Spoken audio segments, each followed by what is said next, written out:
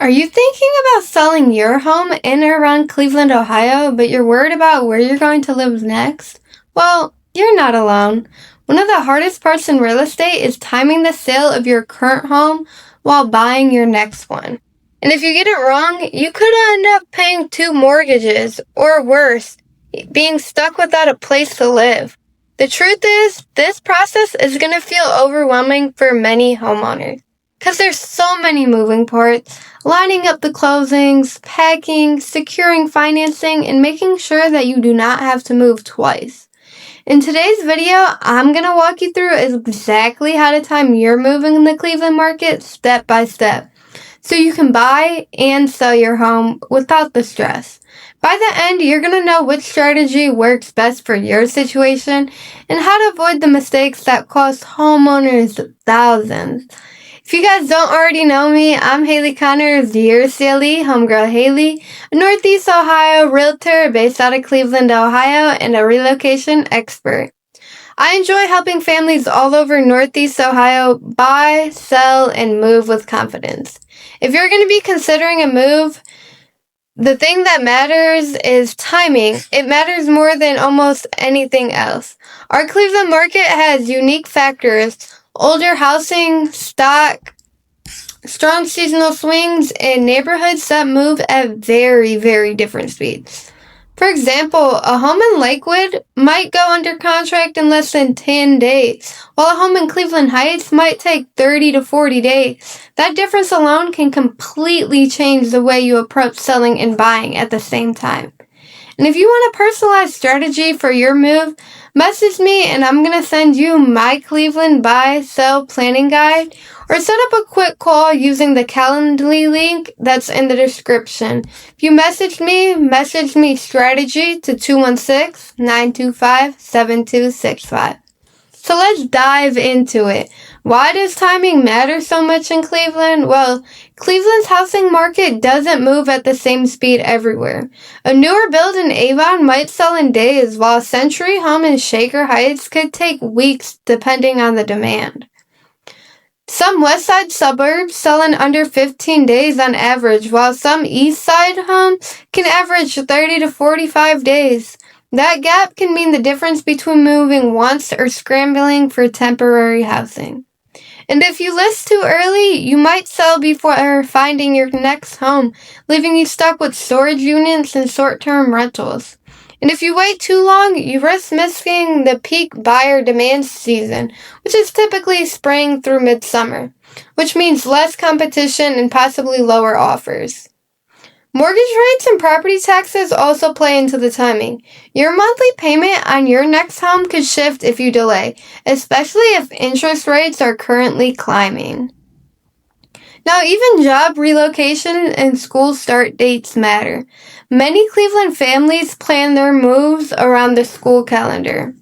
So the goal isn't to just sell your home fast, it's to sell and buy in a way that lines up with your life, your finances, and your personal timeline, because that's different for everyone. There are going to be 4 main strategies for timing your sale and purchase that we're going to go over. So strategy 1 is going to be buy first, then sell, which is best for financially flexible sellers. This works well if you can qualify for 2 mortgages temporarily, or if you have a cash savings to float that transition period. It gives you time to find your dream home without rushing into something that doesn't fit your needs and wants. Now, the risk for this is you're paying for 2 homes at once. You need a strong exit plan for your current one if the market slows down. For example, in Rocky River, homes are moving fast right now. If you find one you love, locking it in first can give you peace of mind and prevent losing it to another buyer. Buyers who use this strategy often end up making stronger offers because they're not contingent on selling what sellers love. This also gives you more negotiating leverage on the buy side since you're coming in clean. This strategy works best for people who can comfortably afford overlap. Heavy on the comfortably afford overlap. If that's you, it's the least stressful option because you're never in between home. You're moving from one front door to the next without a stop in between. Strategy number 2 is going to be sell first, then buy. Now, this is going to be best for conservative sellers. You know exactly how much money you'll net from your sale before making any offers. This way, there is no risk of carrying 2 mortgages or paying overlapping utilities, insurance, and taxes. Now, the drawback with this is you may need temporary housing, whether that's renting somewhere for a few months, staying with family, or using a short-term furnished rental. For example, a Cleveland Heights seller might list, close, and then rent for 3 to 6 months while they shop for their next property that they're looking to move into in Westlake, Ohio. This approach makes you more attractive to sellers since you'll be buying with money in hand. Now, the downsides of this is it's going to feel inconvenient. You're going to have to move twice, probably put some items into storage, and adjust to temporary living. Now, this option gives you maximum financial clarity, but you're going to need a strong plan for while you will live in the in-between time. For many sellers, the peace of mind of knowing their home is sold outweighs the temporary hassle. Now, it's time for you to make that decision. On to strategy number 3. Strategy number 3 is going to be make a contingent offer. This is best for a balanced risk. It's when you write an offer on your next home that's contingent on selling your current rent. It's less common in hot markets, but it's possible in Cleveland depending on the suburb and the seller's motivation. Buyers must be realistic. In Lakewood or Strongsville, sellers may push back on contingencies if demand is high, but in slower moving suburbs such as Garfield or Bedford, sellers might be more open to this. It works best if your current home is in a desirable area that's likely to sell quickly, such as Parma, which consistently sees high demand. It gives you some breathing room, but it comes with the risk that your contingent offer could be bumped if another non-contingent buyer comes along. You're also going to need to have your home ready to list immediately, with photos and paperwork done so sellers know that you're serious. Contingencies buy you some breathing room, but they work best when your home is priced right and positioned to move. It's a middle ground option that can give you more flexibility, but it requires preparation and a strong listing strategy. Strategy number 4 is going to be rent back or extended occupancy. This is best for seamless transition. This is when you sell your home, then you negotiate to rent it back from the buyer for 30 to 60 days while you shop for your next place. This is actually very common in Cleveland suburbs where buyers are flexible and they just want the home secured even if they don't move in right away. It gives you the net proceeds from your sale and time to find your next home so you can shop with money in hand. An example of this would be a family in Parma sold their home, but they stayed an extra 45 days and moved straight into their next one without ever needing temporary housing. This works well if you're building a home and need a little extra time before it's finished also. Now, negotiating a rent back does require careful contract language, but it's one of the least stressful options if the buyer is agreeable. This strategy is one of my favorites because it lets you move on your own timeline with your sale money in hand and without ever needing to move twice. It's a win-win when buyers are willing to work with you. Now, how do you decide which strategy is best for you? Well, you need to ask yourself these 3 questions and really talk about it. If you're moving with someone, your partner, talk about it with them. But what you need to ask yourself is, can I qualify for 2 mortgages even if it's short term? And if so, can you comfortably pay 2 mortgages even if it's short term?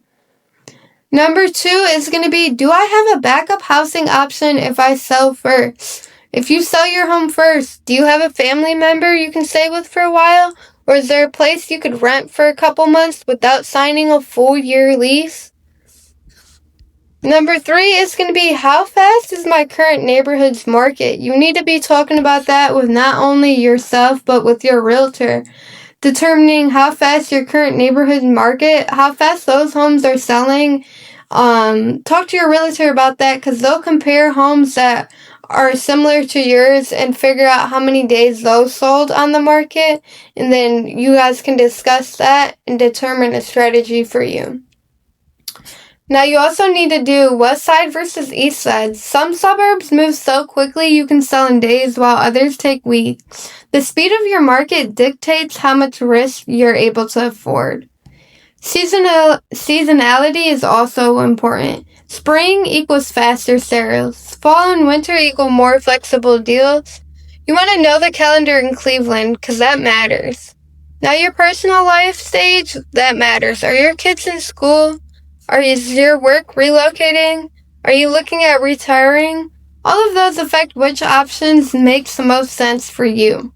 Your financial comfort zone. Are you okay with overlap or do you need clarity first? The right strategy is going to come down to your finances, your timeline, and the speed of your neighborhood's market. Once you answer those 3 questions to yourself, you'll know which option gives you the least stress. And that's what matters.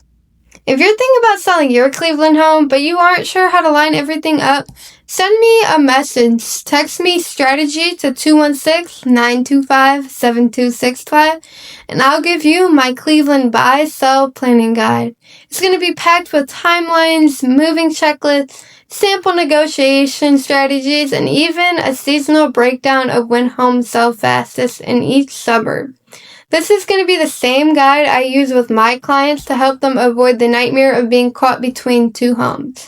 And if you want to talk it through, just grab a quick spot on my calendar. The link is going to be down below in the description. It's the Calendly link. That way we can put together a step-by-step plan for your exact situation. Because like I said earlier, everyone's different. Everyone has different goals. So just a quick recap, you've got 4 main ways to time your move. First one's going to be buy your new home first, and you want that if you can afford to carry 2 mortgages. Number 2 is going to be sell first, and that's if you want maximum clarity. Number 3 is going to be use a contingency if your home will move quickly. And number 4 is going to be negotiate a rent back, and that's good if you want flexibility. The right choice depends on your finances, your neighborhood, and your goals. If you're in Cleveland and you're ready to talk strategy, send me a quick message or set up a call. I'd love to help you line up everything smoothly. Thank you guys so much for watching my video. Make sure to hit that subscribe button, like, and drop a comment down below on what helped you the most or what you're looking forward to in the next video. And I'll see you guys again next week.